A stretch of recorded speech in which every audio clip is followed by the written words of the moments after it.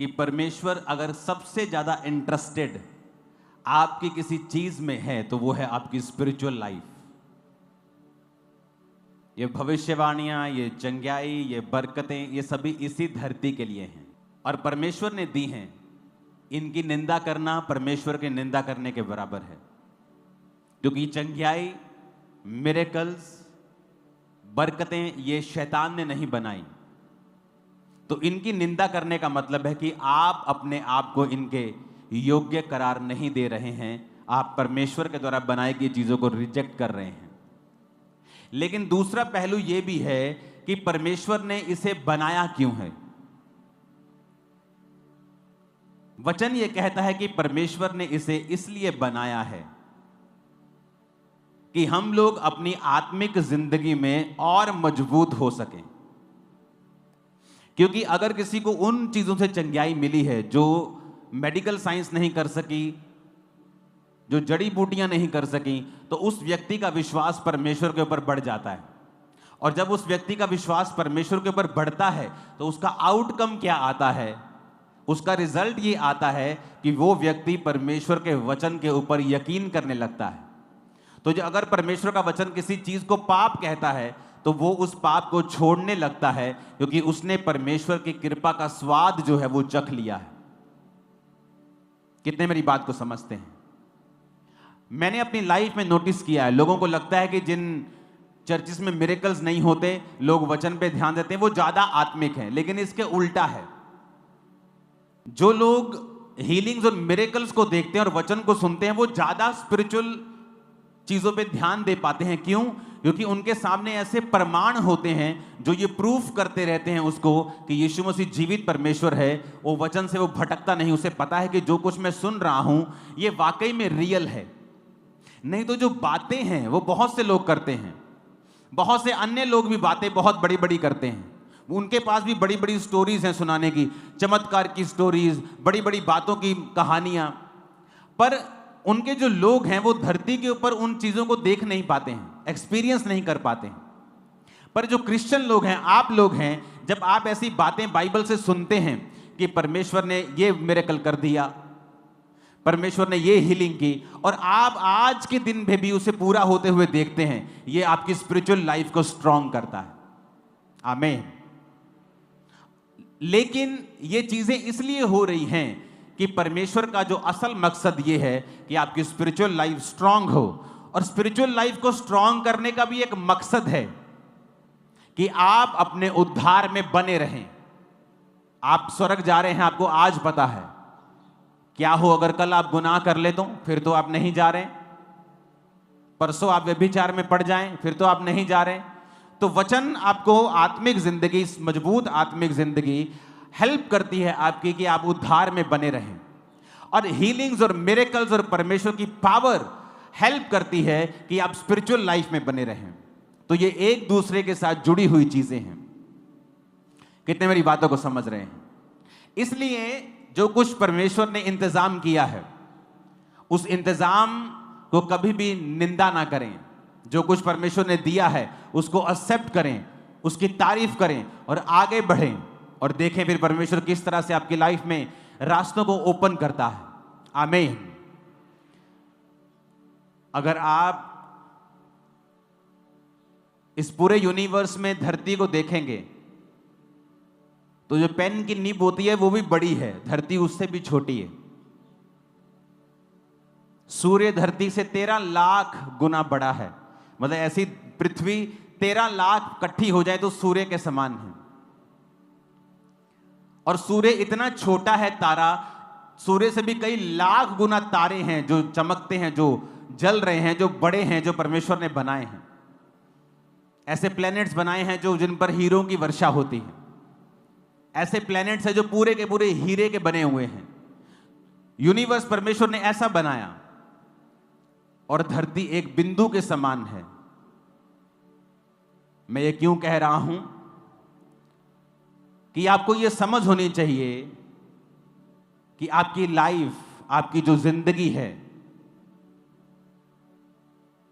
आप इसे पूरी तरह से समझ नहीं सकते जब तक आप परमेश्वर के कदमों में नहीं आएंगे। अमृतसर मीटिंग के दौरान जब मैं पुलपिट पे गया तो परमेश्वर ने मुझसे कहा इनको बोल। मैं वो तैयार करके नहीं गया था, जो तैयार वचन था वो और था। परमेश्वर ने कहा इनको बोल, अगर ये मेरे साथ वफादार नहीं होंगे तो ये झूठ पर यकीन करने लगेंगे। कोई आगे बोलेगा भैन जी आ बहुत सोहनी स्कीम है एक, देखियो तुसी इन्ने पैसे लाने तुहाडे इन्ने बन जाने। आप फंस जाएंगे। आप वो काम करेंगे जिनमें आपको फ्यूचर में कर्जे का सामना करना पड़ेगा। आप वो काम करने लगेंगे जो आपको नुकसान करेगा फ्यूचर में। परमेश्वर ने कहा जो लोग मुझसे वफादार नहीं हैं वो झूठ पर यकीन करने लगेंगे। परमेश्वर आपके खिलाफ नहीं होता, लेकिन उसका यह सिस्टम है कि सारी चीजें आपके खिलाफ काम करना शुरू कर देती हैं। जब आपके जीवन में परमेश्वर नहीं होता और चीजें आपके खिलाफ काम करती हैं, फिर कोट्स निकलते हैं। जिंदगी एक संघर्ष है, जिंदगी दुखों से भरी हुई है। फिर वो सारी चीजें निकलेंगी जो परमेश्वर ने नहीं निकाली आपके लिए। वो तो कह रहा है कि जिंदगी एक ब्लेसिंग है, मैंने तुझे दी है, सारे सुख मैंने तेरे लिए बनाए हैं, तुझे क्या करना है, तुझे मेरे साथ चलना है। स्पिरिचुअल लाइफ में जब आप बढ़ने लगते हैं और आप एक फैसला करते हैं कि आज से मैं परमेश्वर के संग चलूंगा, आप जैसे ये फैसला करते हैं, हो सकता है बाहरी रूप से आपको कोई भी बदलाव कुछ दिनों तक, कुछ महीनों और शायद कुछ सालों तक भी दिखाई ना दे। इसका मतलब यह नहीं है कि परमेश्वर आपके विषय में सोच नहीं रहा या काम नहीं कर रहा है। एक स्टोरी को हम जानते हैं रूत की। नियोमी उसका पति, वचन कहता है जब आप रूत की पुस्तक पढ़ते हैं कि जब बैतलहम में, जब उनके घर में अकाल पड़ा तो वो मोआब देश में चले गए। बैतलहम ऊंचा है, मोआब नीचा है।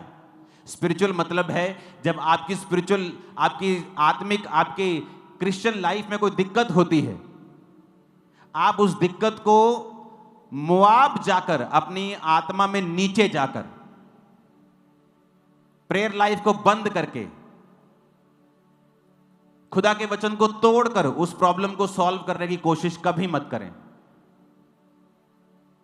बैतलहम का मतलब है रोटी का घर। रोटी के घर में अकाल पड़ गया।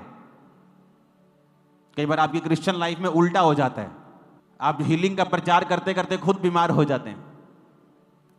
इसका मतलब यह नहीं है कि परमेश्वर का वचन खत्म हो गया या उसका असर खत्म हो गया या वो नाकाम हो गया।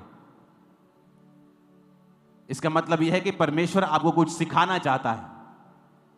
अब जब वो मोआब देश में चले गए, उसका पति मर गया। उनको अकल आनी चाहिए थी कि जिस मौत के डर के मारे हमने अपना देश छोड़ा, यहोवा की आराधना करना छोड़ के उस देश में आ गए जिससे परमेश्वर नफरत करता है। वो मोआबी जाति में आ गए जो बाप और बेटी से पैदा हुई थी, जिससे परमेश्वर नफरत करता है। उस जाति में हम आ गए, अपनी आत्मिक जिंदगी को छोड़ दिया, पर समझ नहीं आई। पति मर गया फिर भी समझ नहीं आई। कुछ लोग ढीठ होते हैं, जब परमेश्वर उन्हें सजा देता है वो उसको समझते हैं कि नहीं ये परीक्षा होगी, लेकिन कई बार वो परीक्षा नहीं होती, परमेश्वर उन्हें कुछ दिखाता है। फिर भी वो समझी नहीं, और अब उसके दोनों बेटे मर गए और वो खाली हो गई और सिर्फ अपनी 2 बहुओं के साथ हो गई। और फिर उसे सब समाचार मिला कि तेरा अपना देश बहुत प्रॉस्पर हो रहा है। तो वचन कहता है वो सोचने लगी कि मैं बैतलहम वापस जाऊंगी। जब वापस जाने लगी, दोनों बहुओं को बुला के पूछा कि बेटियों तुम वापस चली जाओ, मेरे पास कोई पुत्र नहीं है कि मैं तुम्हारी दोबारा शादी कर दूं, मेरे पास कोई बेटा नहीं है, ना ही मैं पति करूंगी कि उसका मेरे बच्चे हों और फिर तुम उनसे शादियां करो। क्या उनके सियाने होने तक तुम आशा लगाई रहेगी? तो वापिस चली जाओ। तो वचन कहता है जेठानी वापिस चली गई, ओपरा वापिस चली गई। उसने संसार को चुना, पति के सुख को चुना, पर उसे यह मालूम था कि मेरी सास जीवित परमेश्वर को मानती है। कई बार आप ऐसे क्रिश्चियन घर में चले जाते हैं जो खुद तो परमेश्वर को नहीं मानते होते, जो खुद तो परमेश्वर के खिलाफ हैं, लेकिन एक जन उस घर में ऐसा चला जाता है जिसको पता होता है कि ये परमेश्वर तो जीवित है, लेकिन ये आदमी सारे गड़बड़ हैं, ये नहीं मानते अच्छी तरह से परमेश्वर को। लेकिन जिस परमेश्वर के पास मैं आई हूं, ये वाकई जीवित परमेश्वर है। तो रूत ने क्या कहा? रूत कहती, मैं तेरे संग चलूंगी, तेरा परमेश्वर मेरा परमेश्वर होगा, मृत्यु के अलावा कोई भी मुझे तुझसे अलग नहीं कर पाएगा, तेरे लोग मेरे लोग, तेरा प्रभु मेरा प्रभु। और जब सास नयोमी ने देखा कि ये जो कह रही है दिल से कह रही है और अपने फैसले पे अडिग है, तो वचन कहता है कि वो मान गई कि ठीक है, तू मेरे संग चल। वापिस पहुंचे। जैसे वो नगर में वापस पहुंची तो पूरे नगर में वचन कहता है हलचल मच गई। ऐसे ही लिखा है, हलचल मच गई। हलचल मच गई तो लोगों ने कहा, देखो नयोमी आई है, नयोमी आई है। और नयोमी ने क्या कहा? मुझे नयोमी ना कहो, मुझे क्या कहो? मुझे मारा कहो। मैं कड़वी होके वापस आई हूं। क्यों कड़वी होके आई हूं? क्योंकि मैंने अपनी स्पिरिचुअल लाइफ पर ध्यान नहीं दिया। मैं अपनी जिंदगी के मसलों को सॉल्व करते करते, मेरा परिवार अपनी जिंदगी के मसलों को सॉल्व करते करते आत्मा के खिलाफ हो गया, वचन के खिलाफ हो गया, संगति के खिलाफ हो गया। और देखो, जो कुछ हम पाना चाहते थे खुदा को छोड़ के, हम सब कुछ गवा के आए हैं। और मुझे मारा कहो, उसने कहा, मुझे कड़वी कहो, नयोमी ना कहो। लेकिन एक खूबसूरत चीज थी जो परमेश्वर कर रहा था उस घटना के दौरान भी, क्योंकि वो आपका परमेश्वर प्रेमी परमेश्वर है और वो नहीं चाहता आप नाश। वो आपका परमेश्वर जो खूबसूरती पैदा कर सकता है राख में से भी, सिर्फ आपको मुड़ने की जरूरत है खुदाबंद की ओर। आप जब फैसला कर लेते मैं परमेश्वर की ओर मुड़ूंगा, आप सोच लेते कई बार नयोमी की लाइफ में अब क्या बचा था? कुछ नहीं। बेटे मर गए, पति मर गया, एक बहू छोड़ के चली गई, एक बहू रह गई, कोई कुछ नहीं है लाइफ में, कोई पैसा नहीं है, कोई काम धंधा नहीं, बूढ़ी हो चुकी है, सब कुछ गवा के फिर भी उसने कहा कि ठीक है मैं परमेश्वर के पीछे चलूंगी। तो क्या हुआ? परमेश्वर एक खूबसूरत चीज उनकी लाइफ में करता है। रूत 2 बाब में, जो मैंने आपको वचन सुनाया वो 1 बाब का था, अब 2 बाब का 2 अध्याय का सुना रहा हूं। रूत 2 उसकी 2 और 3 आयत में लिखा है, मोआबिन रूत ने नयोमी से कहा, मुझे किसी खेत में जाने दे कि जो मुझ पर अनुग्रह की दृष्टि करके करे, उसके पीछे पीछे मैं सीला बीनती जाऊं। यानी जो खेत में फसल काटते थे तो फसल जो बच जाती है थोड़ी थोड़ी, मैं उसे बीनती जाऊं, उसे उठाती जाऊं। उसने कहा चली जा बेटी। तो नयोमी ने अपनी बहू को कहा जा, क्योंकि वो कटने के दिन थे तो उसे मालूम था कि कुछ खाने को मिल जाएगा। इसलिए वो जाकर एक खेत में लवने वालों के पीछे बीनने लगी। जिस खेत में वो संयोग से गई थी वो एलीमेलेक के कुटुंबी बोअज का था। हालेलुया। अब ये बड़ी ध्यान देने वाली बात है। वचन कहता है यहोवा की आंखें धर्मियों की तरफ लगी रहती हैं और उसकी पलकें तुम्हें नित्य जांचती हैं।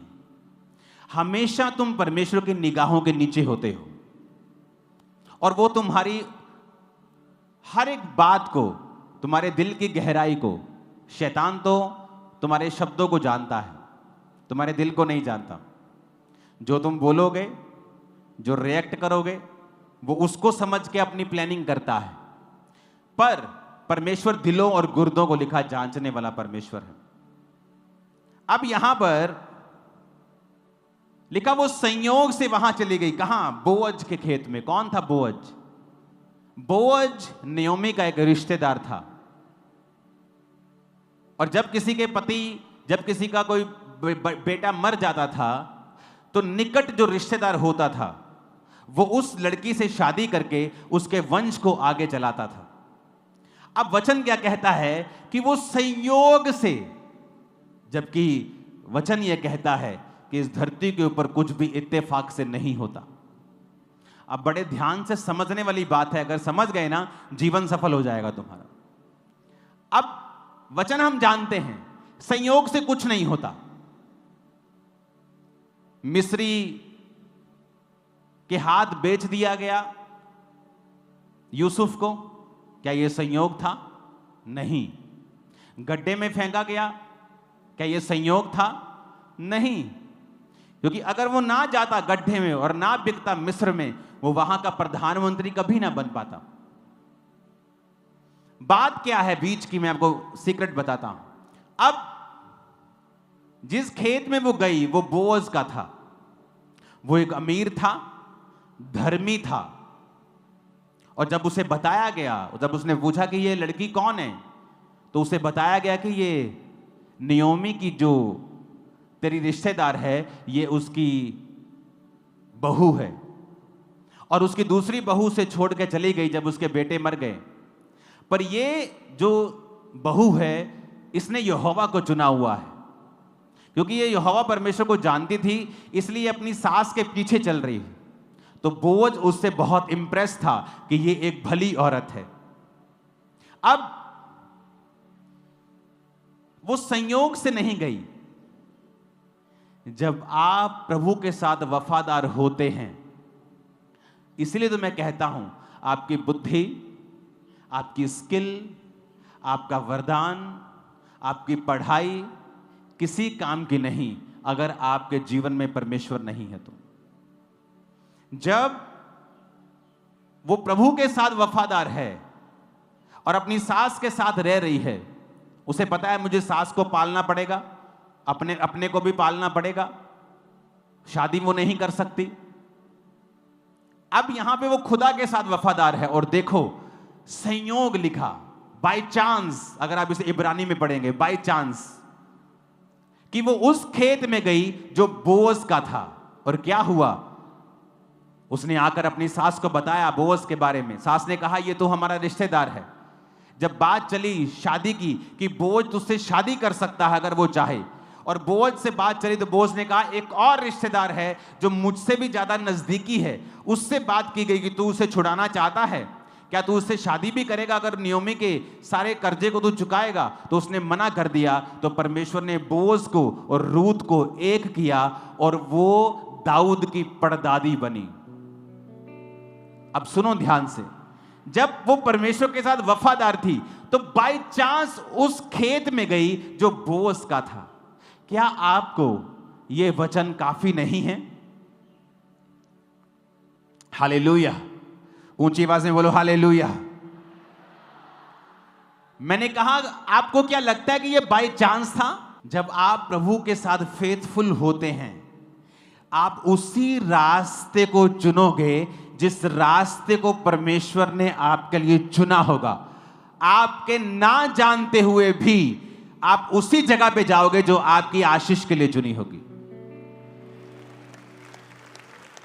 ये आपकी पढ़ाई नहीं कर सकती, जबकि मैं खुद एक पढ़ा लिखा इंजीनियर हूं। आपकी अमीरी भी नहीं कर सकती, आपकी चुस्त चालाकी, स्किल, होशियारी भी आपके साथ ये नहीं कर सकती कि आप उसी जगह पे जाएं। संयोग, इत्तेफाक नाम का कोई शब्द नहीं है।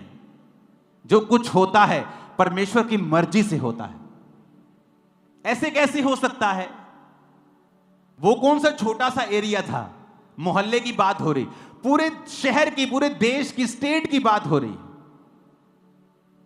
अगर आप इसके 1 किलोमीटर में चले जाएं चर्च के, तो कम से कम 200 लोगों की जगहें होंगी, 300 लोगों की जगहें होंगी। तो ऐसे कैसे हो सकता है कि आप उसी जगह पे जाएं जहां पर परमेश्वर ने आपके लिए एक महान योजना रखी है? सबको जय मसीह की। मैं जतिन बब्बर और आप देख रहे हैं मसीह परिवार चैनल। जैसे कि आप सब जानते हैं कि मैं इस चैनल पे प्रभु के अलग अलग दासों की वीडियोस डालता हूं। तो अगर आपको हमारा चैनल अच्छा लगता है तो आप इस चैनल को ज़्यादा से ज़्यादा सब्सक्राइब जरूर करें, ताकि आप प्रभु के वचन को सुन सके। वीडियोस को ज़्यादा से ज़्यादा शेयर करें, ताकि जिन लोगों तक वचन नहीं पहुंचा उन तक भी वचन पहुंच सके। सबको जय मसीह की। एक बार मैं आपसे दोबारा कहूँगा कि इस चैनल को सब्सक्राइब जरूर करें, और वीडियोस को ज़्यादा से ज़्यादा शेयर करें। जय मसीह की।